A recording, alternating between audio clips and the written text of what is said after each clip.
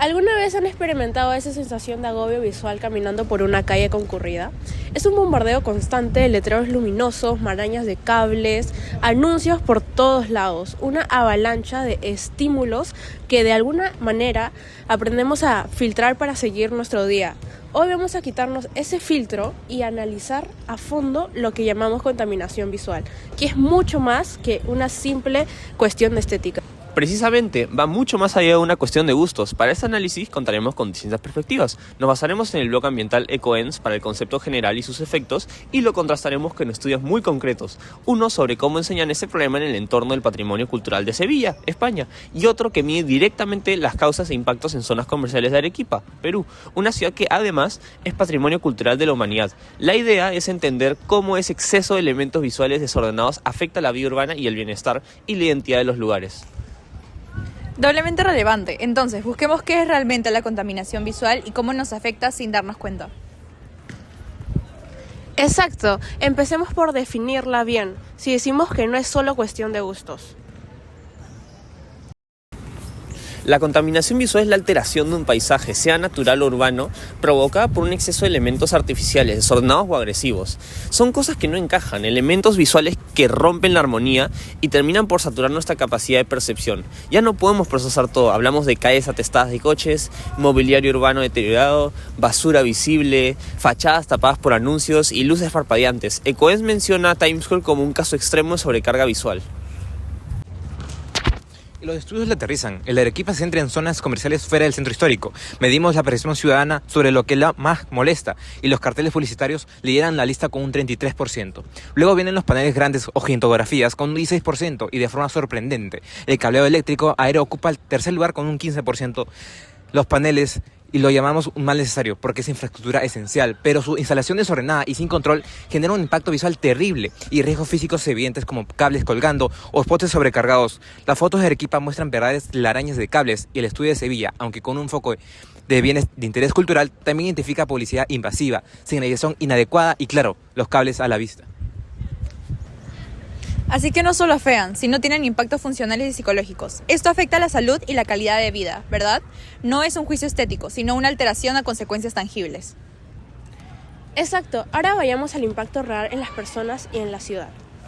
Aquí es donde los datos de Arequipa son especialmente contundentes. EcoEns ya alertaba sobre efectos directos en la salud, como fatiga, dolor de cabeza e irritación ocular. Y en Arequipa lo cuantificamos con un alarmante 62% de encuestados. Reportó sentir estrés debido a la sobrecarga visual. Eso es más de la mitad de la gente en esas zonas. Pero no solo eso, el 100% afirmó tener problemas para encontrar direcciones o locales específicos para abrumadora cantidad de anuncios. Exactamente, esto debe ser desorientador y debe ser desesperante. Totalmente. Además, la seguridad vial se ve seriamente comprometida con un 85% de la gente considera que las señales de tránsito importantes a menudo quedan ocultas o se pierden en la confusión visual. De hecho, el 100% de los encuestados consideró que la contaminación visual es peligrosa en esas zonas comerciales y para una ciudad como Arequipa, patrimonio de la humanidad, el impacto de su identidad es dramático. El 100% afirmó que la ciudad está perdiendo su imagen, su identidad, por la invasión descontrolada de estos elementos desfigurando el valor arquitectónico. Es una pérdida lamentable que, como apunta EcoEns, suele venir acompañada de contaminación sonora y de gases. Es un paquete de agresiones al entorno. EcoEns incluso plantea que nuestro rechazo a la contaminación visual podría ser un indicador biológico. Así como los espacios naturales nos calman, la ausencia de armonía en entornos construidos nos genera estrés y agobio. Y esto no solo se limita a ciudades. La basuraleza, residuos abandonados en la naturaleza, se extiende a pueblos y a paisajes. Con estos impactos tan claros, la pregunta es obvia. ¿Qué hacemos? ¿Qué soluciones proponen las investigaciones? Sevilla, por ejemplo, apostó por la educación. Sí, el enfoque Sevilla fue pedagógico, dirigido a futuros arquitectos y urbanistas. Utilizaron un ciclo de mejora en el aula con teoría y mucha práctica in situ para enseñarles a observar críticamente, algo fundamental. Superar la idea de evaluar esto que es puramente subjetivo. Fomentar un criterio informado y argumentado. La experiencia demuestra que formar profesionales conscientes desde la universidad es una vía importante a largo plazo. Por otro lado, el diagnóstico de Arequipa es tan contundente que su llamado a la acción es de inmediato. Insisten en crear conciencia ciudadana para que la gente deje de normalizar el problema y exija cambios a las autoridades. Pero esa conciencia debe traducirse en acciones. Se necesita regulaciones claras sobre la publicidad exterior, cables, señalización y sobre todo una fiscalización efectiva para la que se apliquen de verdad. La falta de voluntad política y capacidad de control es el gran desafío. Y Ecoens también aporta ciertas ideas, ¿verdad? Más ligadas al diseño y la acción comunitaria. Así es, Ecoens amplía la mirada, mencionando la iniciativa de la nueva Bauhaus europea para promover el valor del diseño. Propone medidas urbanísticas como más parques y árboles urbanos, o limitar el tráfico. También acciones comunitarias como eliminar las distracciones visuales en escuelas o participar en limpiezas para mejorar directamente el entorno y generar conciencia. Bien, intentemos juntar todas estas piezas. ¿Cuáles serían las ideas claves que nos llevamos de este análisis? Podemos sintetizar varios puntos fundamentales. Primero, la contaminación visual no es trivial ni solo estética. Es un fenómeno complejo con consecuencias medibles y graves en la salud pública, la seguridad vial y la identidad cultural y paisajística de nuestros lugares. Los datos en Arequipa lo demuestran, sin lugar a dudas. No es superficial. Segundo, las causas principales están identificadas: publicidad exterior descontrolada y la mala gestión de infraestructura como el cableado aéreo. Tercero, el impacto negativo en la vida real es real. Dificulta orientarse, genera malestares psicológicos, crea peligros y puede borrar la imagen e identidad de un lugar, como vivimos drásticamente en Arequipa con ese 100% de acuerdo. 4. Las soluciones requieren una combinación de educación para una mirada crítica, como propone Sevilla, pero también una regulación clara y, crucialmente, una fiscalización efectiva por parte de las autoridades como exige Arequipa. Sin voluntad política y control real, las normas son como papel mojado.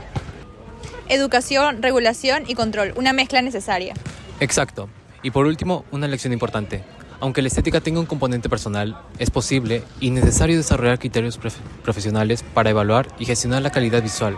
No todo vale, y no es excusa decir, sobre gustos no hay nada escrito. Cuando hablamos de niveles de objetivos de desorden, saturación y riesgo visual, se puede y se debe gestionar. Después de este repaso, es difícil caminar por la calle de la misma manera.